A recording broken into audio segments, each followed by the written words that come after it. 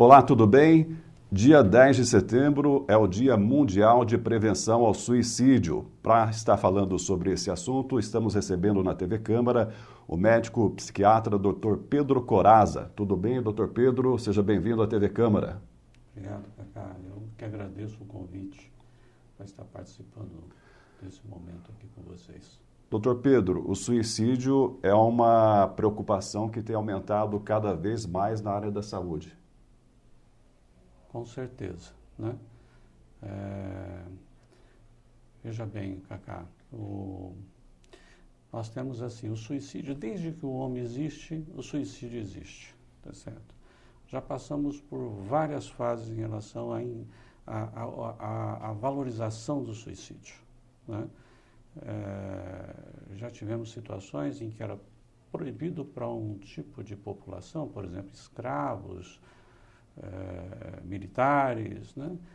Mas os reis podiam, né? Depois a questão religiosa também começou a colocar como pecado, né?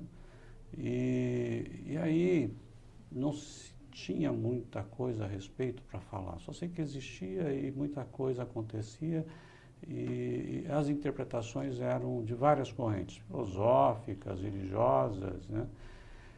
A partir começou a Organização, né, Mundial da Saúde, ela começou a catalogar, começou a identificar, receber, né, as mortes que aconteciam no mundo, né, e as causas das mortes. Então ela começou a montar um banco de dados, na verdade, de mortes por todas as causas, e entre elas o suicídio, tá? E com esse banco de dados, ela percebeu que realmente a questão do suicídio estava aumentando. Precisava de uma atenção porque era crescente a situação. E a partir do início desse século, né, a Organização Mundial da Saúde tomou para si a responsabilidade, colocou o suicídio como sendo problema de saúde pública, né? E incentivou realmente modelos para poder conhecer mais sobre o suicídio, né? E aí tem uma outra coisa interessante, né? Nessa situação, né, a doença psiquiátrica em todas as ocorrências de suicídio estava presente, né? Então, os transtornos afetivos, a dependência química, né, álcool e outras drogas, a esquizofrenia, transtorno de personalidade, praticamente quase na totalidade das ocorrências de suicídio estava presente a doença mental. Só que os casos, por exemplo, do homem-bomba, essas coisas que não tinha essa... Então, essa é uma condição que precisava ser conversada. Só que com alguns outros dados que foram surgindo, por exemplo, a genética, né, ela começou a fazer também identificações de situações que poderiam contribuir para o suicídio, né? E aí algumas situações que ocorrem com a gente, né, naturalmente, que a gente tem vamos colocar assim, as respostas para todas as coisas que acontecem, né? A gente pode demorar para dar uma resposta para uma situação, tudo. Foi se percebendo que algumas pessoas tinham problemas para dar essas respostas, né? E essa é uma condição que foi identificada que havia algumas mutações genéticas. E isso fez com que chegou-se a um índice, por exemplo, de 40% a 45% dessas situações envolvidas com resposta para agressividade, para irritabilidade, para poder responder uma situação depressiva, tinha a ver com essa situação genética. E outras que também eram ajudadas pela situação de vida da pessoa, né? Onde ela está inserida culturalmente, socialmente, os cuidados paternos, né, maternos, tá certo? Isso também modificando, inclusive, a carga genética dessa pessoa para que a questão das respostas que ela apresentava... Ou seja, tem um risco hereditário. Tem um risco hereditário, bastante grande até.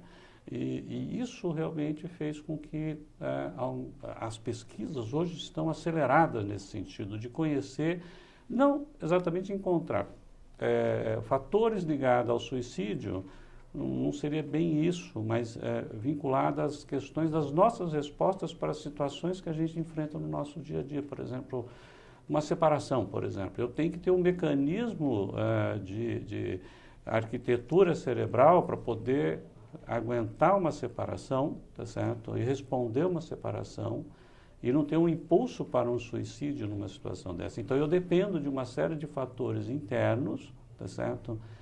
Que esses fatores internos, se eles estiverem debilitados, eu posso ter problema para responder uma situação como essa, por exemplo. E que fatores que o senhor poderia citar? Assim? Como que a pessoa está bem estruturada para não cair num... Por exemplo, né, hoje a gente fala, muita gente fala, eu tomo um antidepressivo por conta da minha serotonina que está baixa, tá certo? Ou coisas assim, tá certo? Então, por exemplo, ligado à serotonina, o transporte da serotonina, a fabricação da serotonina, a destruição da serotonina, daí a dopamina também entrando nesse mecanismo, a ligação das estruturas cerebrais, por exemplo, nós temos regiões, por exemplo, quando eu penso, eu vou me matar, em seguida eu tenho uma resposta dizendo, não faça isso, né? Isso acho que não é adequado para você. Esse mecanismo de ida e volta da resposta nós temos para tudo que a gente vai fazer na vida. Tá? A gente é uma tomada de decisão que eu dependo de comunicações entre as partes do meu cérebro. Às vezes essa situação está prejudicada. Às vezes eu tenho o impulso e eu não tenho o retorno, tá certo? Às vezes o retorno ele é mais mecânico do que automático, né? Aquilo que você comentou comigo antes da gente começar, quer dizer, aquela conversa que faltou, tá certo? Aquela situação assim, a visão para o suicida que eu tenho, que em muitas situações, se 1 minuto de conversa poderia evitar. Se você tem uma situação impulsiva, você realmente pode pensar nisso, que é o que a gente realmente tem trabalhado com essa situação. Então, nós estamos querendo conversar com a sociedade. Isso faz parte do plano de prevenção de suicídio da Organização Mundial da Saúde. Conversar com a sociedade para a sociedade entender isso, tá certo? O Centro de Valorização da Vida já entendeu isso há muito tempo, tanto é que eles salvaram muita gente com um simples telefonema, tá certo? E continuam salvando, porque nas capitais, nas grandes cidades eles existem serviço. E também via internet, eles continuam. Para se entender um pouco melhor, o senhor poderia falar esse serviço, seria um atendimento por telefone, né? Sim. Por exemplo, em São Paulo existe, aí tem voluntários que se dedicam lá, e a pessoa está com um problema, precisa desabafar, tal, e liga para esse telefone de forma anônima, tal. É por aí que funciona. É um serviço de voluntários, pessoas que são treinadas. Eu não conheço muito o detalhe do CVV, mas é por conta de outras pessoas comentando, né? E também algumas palestras que eu assisti. Então, são pessoas que são treinadas. Por exemplo, tem cidades que isso já deixou de existir, mas as grandes capitais continuam. Então, essas pessoas se treinam e ficam lá à disposição, esperando o telefonema da sua hora de contribuição diária. Olha, eu quero realmente contribuir. Então, as pessoas ligam, né? E nessa conversa, você cria uma condição que limita o impulso da pessoa, né? A questão, porque veja bem, a questão do suicídio, a gente identifica algumas coisas que são próprias, né? Por exemplo, a pessoa que a gente ouve muito isso, a pessoa quer se matar, não fala. Isso é um grande engano, né? As pessoas que querem se matar falam sim, tá certo? Então, ela tem uma ambivalência, né? Ou Pode seja, levar a sério, não é uma brincadeira, né? Elas querem viver, mas elas querem matar o que está fazendo com que ela sofra muito, tá certo? Então ela fica essa coisa de eu tô lá e tocar, tá certo? Eu não quero acabar com a minha vida, mas ao mesmo tempo essa dor tá doendo muito, tá certo? Então essa ambivalência que a gente chama, tá certo? Às vezes numa conversa, né, você diminui o impacto dessa consequência do que poderia ser isso, tá certo? Doutor Pedro, o senhor citou aí a revelação, em casos, né, a pessoa fala, olha, eu quero cometer o suicídio, comenta com um amigo, com um familiar. Que outras situações que dá para diagnosticar que a pessoa está pensando em cometer o suicídio, quando, é claro, ela não fala, olha, eu estou pensando em suicídio? Veja bem, né, existe aquele suicídio, né, que é uma atitude agressiva, né, contra o próprio ser, tá certo? Que a pessoa tem um impulso e às vezes não dá muito tempo para fazer para que faça alguma coisa, né? Mas existe aquela situação que é o planejamento do suicida, né? Eu já tive situação que a pessoa, olha, eu vou me matar em tal período, tá certo? Então, eu tenho todo esse tempo para trabalhar a situação com a pessoa, tá certo? Para realmente a gente ver se mudam, né, as variáveis que estão envolvidas na questão do suicídio. Mas, por exemplo, foi feito um levantamento, eu não sei se eu vou chegar na sua resposta. Foi feito um levantamento em Campinas quando a Organização Mundial da Saúde realmente esparramou tarefas para o mundo todo para poder, inclusive, identificar melhor as situações. O Neuri Boteg e a equipe dele, eu não sei exatamente como é que foi, eles fizeram entrevistas, né, com a população para saber o que acontecia, né? Então, em cada 100 pessoas, eles identificaram pessoas que tiveram a ideia, teve o pensamento de morrer, tá certo? É aquela coisa que às vezes, puxa, eu preciso enfrentar essa situação, eu prefiro morrer do que enfrentar isso. É uma fala, né? Mas isso em torno de 17 pessoas, tá certo? Que tinha esse...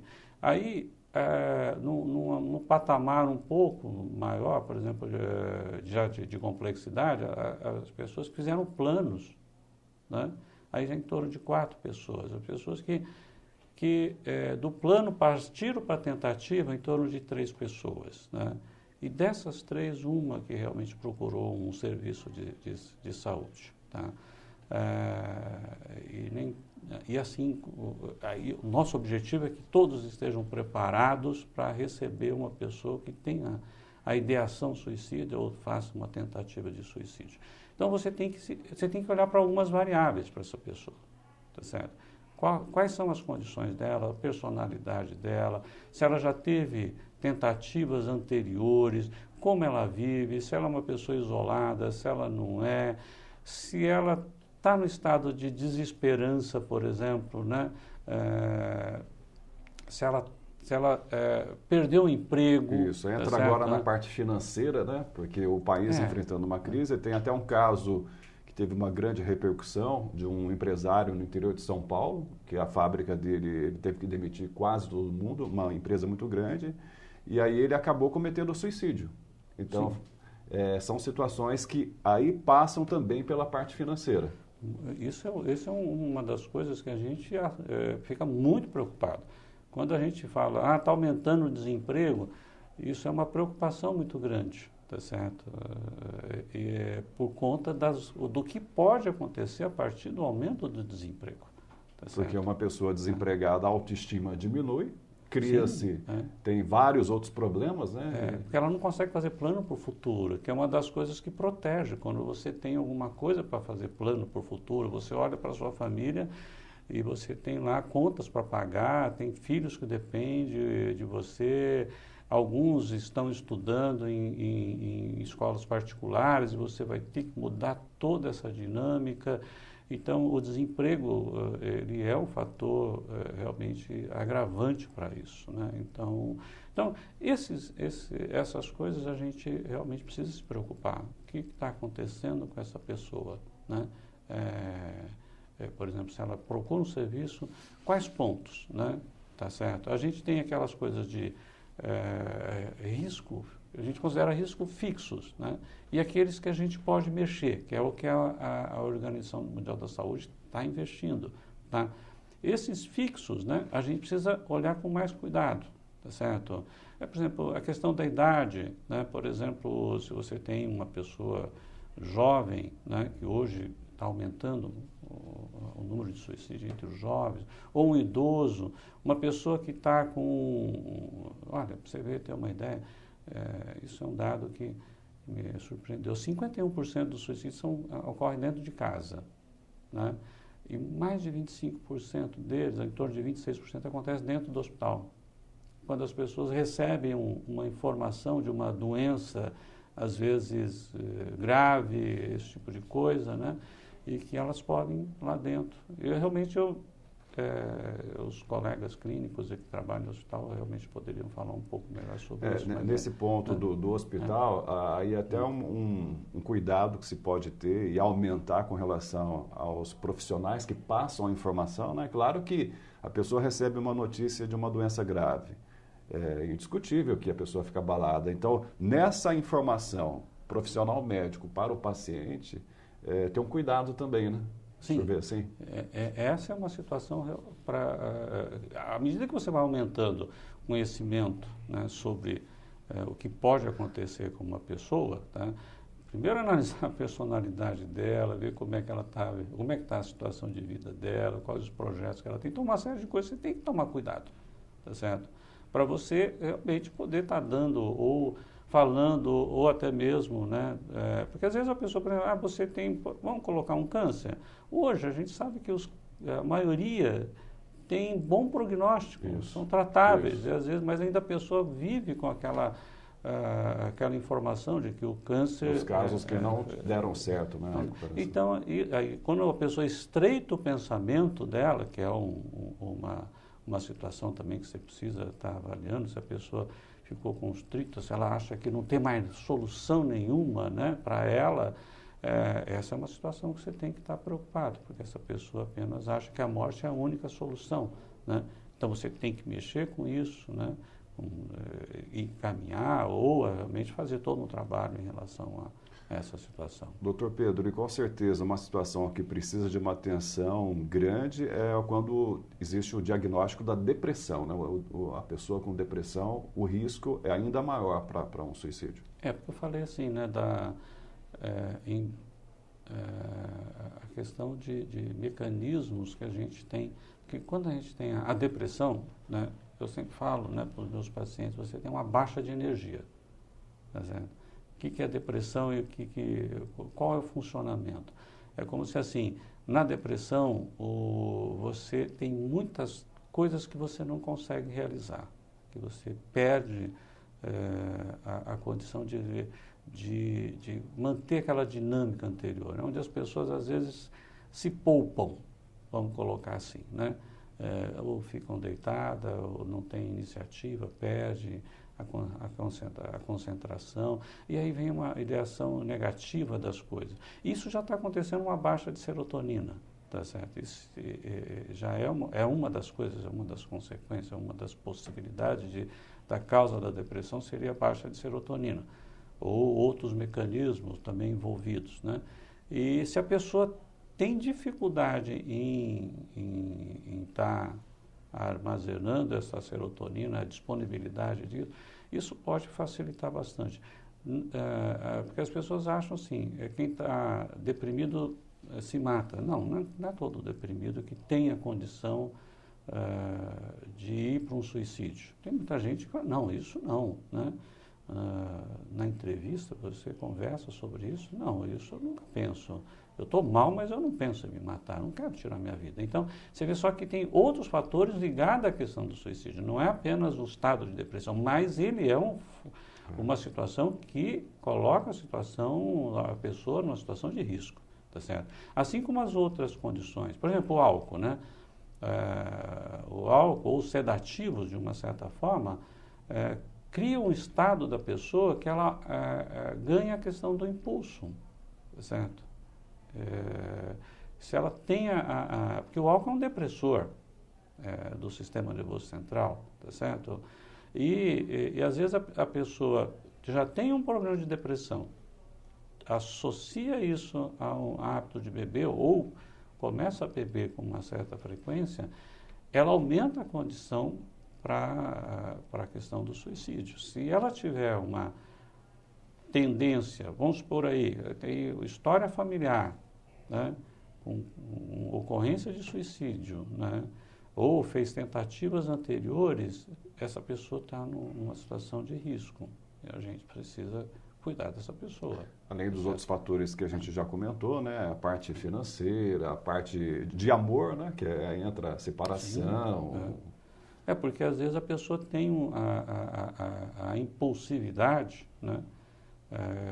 A agressividade dela não é muito bem regulada, né?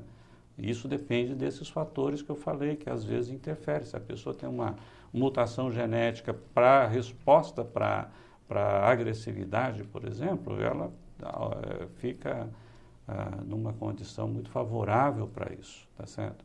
Então, essas são as condições. Nos transtornos mentais, né, sempre tem um momento de depressão que leva a pessoa à questão de suicídio, né? A pessoa, por exemplo, tem uma esquizofrenia, né? A esquizofrenia às vezes leva a pessoa a um estado depressivo, tá certo? E isso aumenta a chance dela cometer o suicídio. O álcool, um dos fatores que a gente realmente se preocupa é em relação à dependência química, né? Porque essa é uma condição que pode levar, pode predispor a uma situação de suicídio. Porque vai tirando a perspectiva de várias coisas. Muitas coisas vão... Por exemplo, um usuário de drogas, né? Perspectiva de desenvolvimento diminui bastante. Porque essa é uma questão, que, assim, por exemplo, uma pessoa que usa droga, se ela começar muito cedo, ela deixa de praticar muita coisa na vida que era própria daquela idade. E mesmo que ela pare, ela tem que refazer muita coisa na vida dela, né? E isso é uma condição que às vezes dificulta até a parar com a substância ou coisa do gênero, né? Permanecer, tá certo? Doutor Pedro, daqui a pouquinho eu vou pedir para o senhor reforçar os cuidados, o olhar assim para se prevenir o suicídio, mas vamos ter agora alguns dados em nível mundial, por exemplo, para a gente ter uma ideia. Eu sei que varia muito nessa questão de dados, mas os dados que o senhor tem com relação em nível mundial, o número de suicídios, aí eu também gostaria que o senhor abordasse a questão no Brasil e, claro, aqui em Penápolis, os números que o senhor tem relacionados ao suicídio. Olha, então vamos lá. Eu não vou te dar com certeza, mas, por exemplo, a ocorrência de suicídio no mundo é uma violência, né? Se eu não me engano, a média é de 850 mil pessoas ano que morrem por suicídio, tá certo? E há uma preocupação que com o andar da carruagem, com a velocidade com que as taxas de suicídio têm aumentado, há uma preocupação que isso ultrapasse a casa de 1 milhão, tá certo? Em 2012, né, nós tivemos no Brasil 11.700 ocorrências de morte por suicídio catalogada. Quer dizer, esse é um outro problema, tá certo? Nem sempre, né, que na classificação internacional de doenças você não encontra um capítulo do suicídio, porque ele não é uma doença psiquiátrica propriamente dito, ele é um comportamento, tá certo? E ele está catalogado como uma causa externa. E nessas causas externas várias coisas entram. Tá certo? Então, ou seja, o número pode ser bem maior. Bem maior do que esse que a gente tem, tá certo? Então, as mortes que ocorrem, elas não necessariamente refletem o que realmente acontece. Mesmo porque essa coisa de notificar a ocorrência de suicídio agora está tendo uma ação maior, inclusive parece, né, que a partir do ano passado, até a tentativa de suicídio entrou na notificação, tá certo? Né, para que realmente se crie bancos de dados mais confiáveis para isso. Então, em 2012, vamos pegar essa data, né, nós tivemos aí 11 mil, né, isso coloca o Brasil em números absolutos de morte por suicídio em 8º lugar no mundo, tá certo? Né? Isso coloca o Brasil em 8º lugar.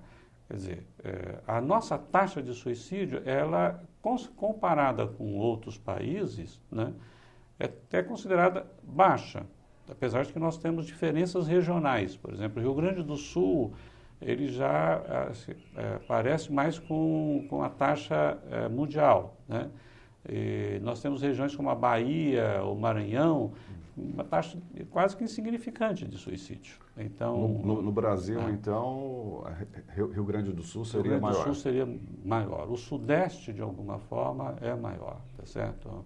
E o Norte e Nordeste seria menor, de uma maneira geral, tá certo? Então, o Uruguai tem uma taxa alta e o Rio Grande do Sul, né, por estar colado ali, parece que tem alguma coisa muito próxima também. Então, nós temos essas diferenças. Quer dizer, o Brasil tem uma taxa de 5,8, né? Essa foi, acho que de 2012, 2014, eu não me lembro bem. Mas ela era 4,7, ela teve um crescimento de mais ou menos 10%, né? Eu não me lembro direito quanto era, né? Eu sei que em 10 anos, né, ela cresceu por volta de 10%. E o Brasil assinou um acordo, né, de redução até 2020 em 10% de mortes por suicídio, né, tentando realmente criar toda uma comunicação a respeito e paramentar a população, os profissionais que trabalham, trabalhar com os meios que levam a pessoa a se matar, como, né, quando a gente estava falando, o impulso. Às vezes a pessoa tem lá em casa um raticida, uma coisa que é vendido em qualquer lugar na cidade, né? O tal do chumbinho que todo mundo fala, né? E aquela coisa, é uma venda que não tem controle, né? A arma de fogo, as ferramentas cortantes, as armas brancas, né, as cordas, né, os remédios, de uma certa forma, servem para fazer que aconteça. O álcool teve um momento em que ele passou a ser vendido só no formato gel, né? Aí voltou o líquido, tá certo? Que foi uma coisa para o suicídio, que muita gente, às vezes, usa do álcool para tentar. Ou seja, de modo geral, o aumento do controle na comercialização de vários itens pode contribuir também para a diminuição do suicídio. Alguns países que realmente fizeram isso, tá certo? Começaram a proibir essa venda fácil desses produtos, né? Abaixaram o índice de suicídio, a taxa de suicídio, tá certo? Porque alguns países têm isso de uma forma muito alta, né? Então, e o Brasil ainda não chegou nesse ponto, mas está despertando esse olhar para essa questão, tá certo? Então, você trabalhar com essas variáveis, né? Você tirar o estigma, porque às vezes, veja, é um problema você falar de suicídio. As pessoas ficam assim, ouvindo de uma pessoa, né, ela comentando sobre a morte do filho dela, né, numa apresentação, numa palestra em 2004, que foi um grande simpósio de suicídio no Brasil, com a vinda na época, José Manuel Bertolotti. Ele era membro da ONU, da Organização Mundial da Saúde. Ele desencadeou uma campanha muito grande em relação ao suicídio. E ela contando, né, que quando ela falava que o filho dela tinha sido morto, ele tinha se matado, a conversa já mudava, né? As pessoas já logo não queriam sair dali, já queriam ir embora. Quer dizer, há uma dificuldade muito grande, o estigma realmente é muito grande. E nós temos que romper com isso, tá certo? Porque é um comportamento que você, podendo trabalhar, e você ajudando as pessoas a entenderem, elas vão fazer mais por aquelas pessoas que às vezes estão num momento de impulsividade para isso daí, tá certo? Né? Até então era uma espécie de tabu ainda, né? Não vamos falar desse assunto. Ainda é, tá certo? Ainda é. Mas essa faz parte do Plano Nacional de Prevenção do Suicídio, tá certo? Faz parte. Assim como você trabalhar, o próprio colega do pronto-socorro, as pessoas que trabalham em pronto-socorro, os professores, né? As pessoas que às vezes chegam bem antes da gente, né? Numa situação de suicídio. O professor, o bombeiro, o policial, tá certo? Tem a percepção, vou comunicar, isso aqui não ficou evidenciado, mas tem uma suspeita. Quer dizer, fazer o encaminhamento correto, se paramentar com todas as... Por exemplo, não adianta eu falar, por exemplo, né, o nosso CAPES aqui, até que ele tem uma resposta rápida até. Por exemplo, se você encaminha uma pessoa com uma tentativa de suicídio, ele já é atendido rápido, ele não demora esse atendimento. Mas tem lugares que para você conseguir uma consulta, você leva 3 meses. Uma pessoa que está com uma ideação suicida, com uma vontade de se matar, esperar 3 meses para ser atendido no serviço de saúde mental é muito tempo. Às vezes já não tem mais o que fazer, tá certo? Então, as pessoas que chegam primeiro, né, elas também precisam passar por algum nível de orientação para não desqualificar, porque às vezes isso eu já ouvi de paciente que teve como resposta, nem para se matar você serve, entendeu? Isso é muito agressivo. Isso. Tá certo, vai né? ao contrário de qualquer ajuda, né? Vai ao contrário, realmente, fez uma tentativa e essa tentativa tem que ser levada em consideração. Nós temos que investigar essa tentativa, mesmo porque ela já entra naquela condição de risco fixo, né? Porque ela já fez uma tentativa. Para ela repetir, ela já deu o primeiro passo. Sim. E às vezes, numa segunda, ela não vai querer ouvir de quem quer que seja que nem para se matar ela serve. Às vezes ela vai realmente se preparar melhor, fazer um plano mais... a gente precisa realmente mudar isso. A própria mídia, tá, que eu estou falando aqui com você, tentando passar um monte de informação, há uma preocupação, né? O que a gente conversa com a mídia, como a mídia divulga uma questão do suicídio. A Organização Mundial da Saúde preparou várias cartilhas, tá certo? Para que, por exemplo, para conversar com esses primeiros atendimentos, bombeiro, policial, professor, cartilha, para a pessoa da enfermagem, uma outra cartilha, para a mídia, uma cartilha específica, como se divulgar uma morte. Se você coloca estampado no jornal, né, uma situação, às vezes usando até a palavra suicídio, você realmente precisa tomar muito cuidado. Então, essas cartilhas já estão disponíveis, tá certo? Para que as pessoas tenham conhecimento e aprendam a lidar com a situação, tá certo? Então, é isso que a gente tem que... Então, esse plano nacional passa por isso. E até essa coisa que a gente falou de melhorar os registros para a questão do suicídio, tá certo?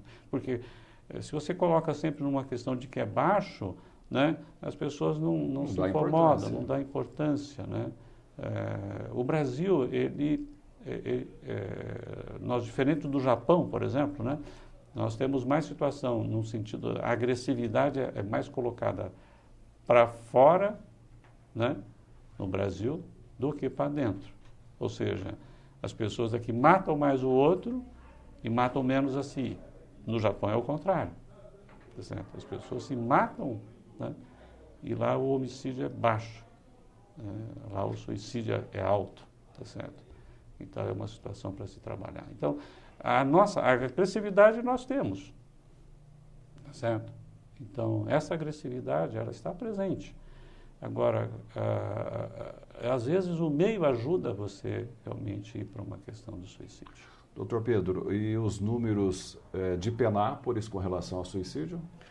Então, até mesmo para poder trabalhar com os profissionais da saúde, eu fiz um levantamento através do DataSUS, né, com com um viés. A gente não sabe exatamente se todas as ocorrências foram notificadas, mas a gente tinha uma situação mais ou menos estável e pontualmente nós tivemos em 2013 uma quantidade de suicídio maior do que nos outros anos, praticamente o dobro. Nós estávamos com uma média de 2, 1, 3, 4, de repente 8 em 2013. E essa é a última referência que eu tenho. E houve realmente uma preocupação da nossa equipe inclusive, para que todos, né, começassem a entender melhor sobre o suicídio, né, para que pudessem trabalhar mais essa questão, se paramentar melhor para receber esse paciente que fez a tentativa. Nós estamos recebendo bastante tentativa de suicídio. Então, é difícil a gente mudar o padrão da gente de fazer uma entrevista, né? Mas a gente tem que colocar como que é obrigatório perguntar. Porque às vezes as pessoas acham que você perguntar sobre... você já pensou em se matar? Você está estimulando a pessoa assim. E não é. Às vezes você está dando oportunidade para ela abrir a boca e falar, puxa, eu tenho pensado nisso, né? E às vezes, porque às vezes a pessoa no seu silêncio está arquitetando. Na hora que você faz a pergunta, você já desmonta, você já tira aquele peso que a pessoa estava e ela se abre. Tá certo? E ela se coloca na situação.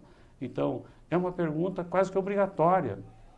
Você está pensando em se matar? Você já fez plano para se matar? Porque quando já começa a fazer plano, você já... Porque isso é real. Uma dessas pessoas, ela pesquisou, elas fazem pesquisa para não errar, tá certo?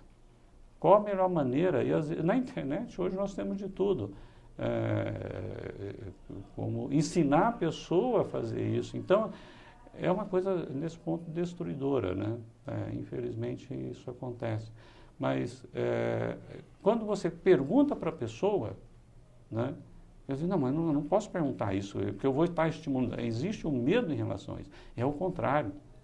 Você está, às vezes, tirando aquela condição de suicídio daquela pessoa. Então, é obrigatório nas nossas perguntas, né, na maneira como a gente recebe os pacientes, ter essa pergunta.